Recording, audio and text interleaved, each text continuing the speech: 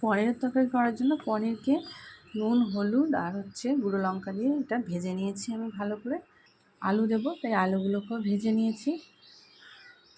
কড়াই তেল গরম হয়ে গেছে, তেজপাতা, শুকনো লঙ্কা আর গরম মশলা দিয়ে দিলাম।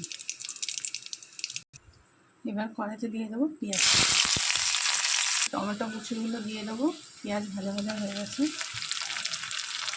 এবার এই মশলাগুলো দিয়ে দেবো, ধনে, জিরে, কাশ্মীরি গুঁড়ো লঙ্কা, লাল মরিচ গুঁড়ো, হলুদ, চিনি, নুন। এই মশলাগুলোকে সবাইকে দিয়ে দেবো।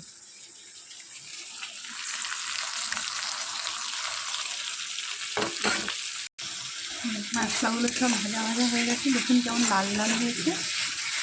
জিরে, ধনে যে গুঁড়োগুলো দিয়েছিলাম পেঁয়াজের সঙ্গে।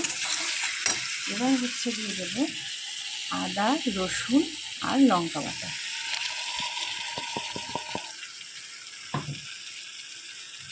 এবার এটা নেড়ে কষিয়ে একটু আবার ঢাকনা দিয়ে রেখে দেবো।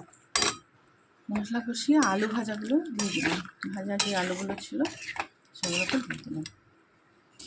একটু দিয়ে দিচ্ছি কাসুরি মেথি। এবার দিয়ে দেবো পনিরটাকে,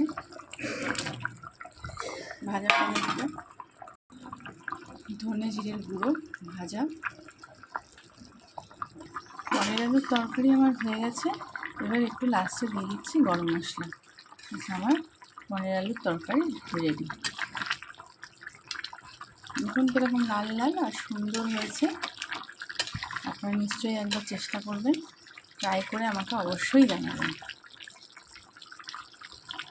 নমস্কার।